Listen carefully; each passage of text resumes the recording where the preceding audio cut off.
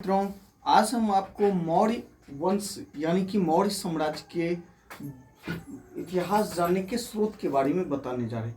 मित्रों, जैसा कि हम पहले आपको बताए हैं कि इतिहास जानने का 3 महत्वपूर्ण स्रोत है। कौन कौन है वो 3 महत्वपूर्ण स्रोत?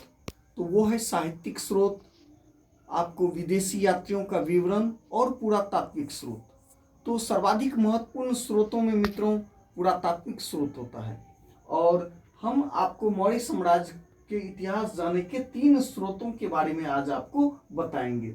साहित्यिक स्रोत में जैसे कि पुराण, कौटिल्य का अर्थशास्त्र, विशाखदत्त कृत मुद्रा राक्षस जिसमें चाणक्य के षड्यंत्र का विवरण है, चर्चा है, सोमदेव का कथा सरित सागर, क्षेमेंद्र का बृहत कथा मंजरी, बौद्ध ग्रंथों में दीपवंश जिसका लेखक वाचस्पत है, महावंश, इस दीपवंश और महावंश में श्रीलंका में बौद्ध धर्म, आपको अशोक की भूमिका, बौद्ध धर्म का प्रचार प्रसार किस तरह हुआ और अशोक की क्या भूमिका रही उसमें, उसके बारे में जानकारी मिलता है। जैन ग्रंथों में भद्रबाहु के कल्पसूत्र एवं हेमचंद्र के परिशिष्ट पर्वन से चंद्रगुप्त मौर्य के विषय में जानकारी हमको मिलता है। तो ये आपका हो गया साहित्यिक स्रोत। साहित्यिक स्रोत में पुराण, कौटिल्य का अर्थशास्त्र, विशाखदत्त कृत मुद्रा राक्षस, सोमदेव का कथा सरित सागर, क्षेमेंद्र का बृहत कथा मंजरी, बौद्ध ग्रंथ दीपवंश, महावंश, उसके बाद भद्रबाहु के कल्पसूत्र और हेमचंद्र के परिशिष्ट पर्वन से हमको जानकारी। उसके बाद विदेशी विवरण। विदेशी विवरण में आपको सबसे महत्वपूर्ण है मित्रों कि आपको चंद्रगुप्त मौर्य के दरबार में यूनानी यात्री आपको मेगास्थनीज, सेल्यूकस निकेटस का राजदूत मेगास्थनीज आया था, उसके द्वारा जो इंडिका नामक पुस्तक लिखी गई वो है। उसके बाद स्ट्रैबो तथा जस्टिन, ये इतिहासकार हैं, ने चंद्रगुप्त को सेंड्रोकोटस, एरियन, प्लूटार्क, सेंड्रोकोटस कहा, एरियन और प्लूटार्क ने एंड्रोकोटस, एरियन और प्लूटार्क ने एंड्रोकोटस और फिलार्कस ने सेंड्रोप्टस, फिलार्कस ने सेंड्रोप्टस कहा चंद्रगुप्त मौर्य को। उसके बाद सर्वप्रथम विलियम जोन्स ने सेंड्रोकोटस की पहचान चंद्रगुप्त मौर्य से की।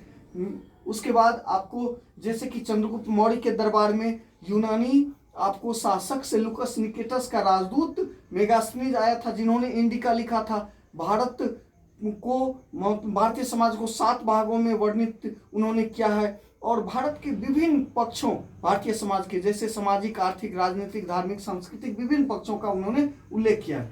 उसके बाद आपको बिंदुसार के दरबार में सीरिया का राजदूत डायमेकस जो बिंदुसार के दरबार में आया था, वो चंद्रगुप्त मौर्य का पुत्र। उसके बाद आपको सम्राट अशोक के दरबार में मिस्र के शासक टॉलमी फिलाडेल्फस ने राजदूत डायोनीसियस को अशोक के दरबार में भेजा। कौन था? तो मिस्र के शासक टॉलमी फिलाडेल्फस ने राजदूत डायोनीसियस को अशोक के दरबार में भेजा। उसके बाद यूनानी शासक सेल्यूकस से तो बता ही दी है आपको।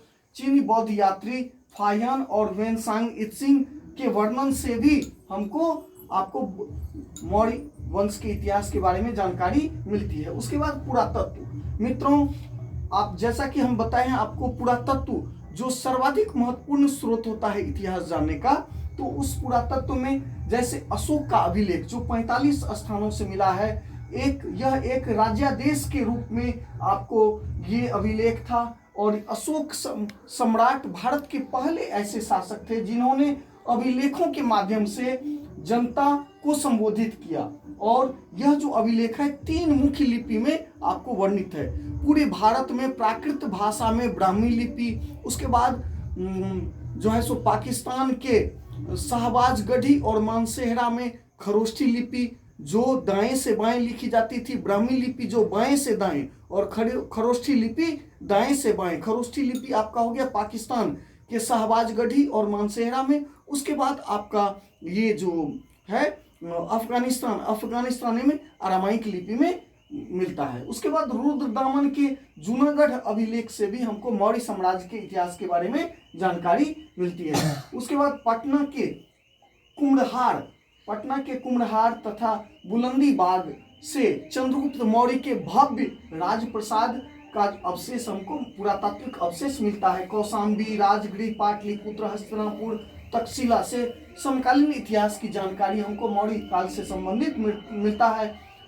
चमकदार काले मृदभांड का प्रयोग संपूर्ण आपको देश में मतलब मौर्यकालीन साम्राज्य में आपको मिलता था। थैंक यू मित्रों, बहुत बहुत धन्यवाद।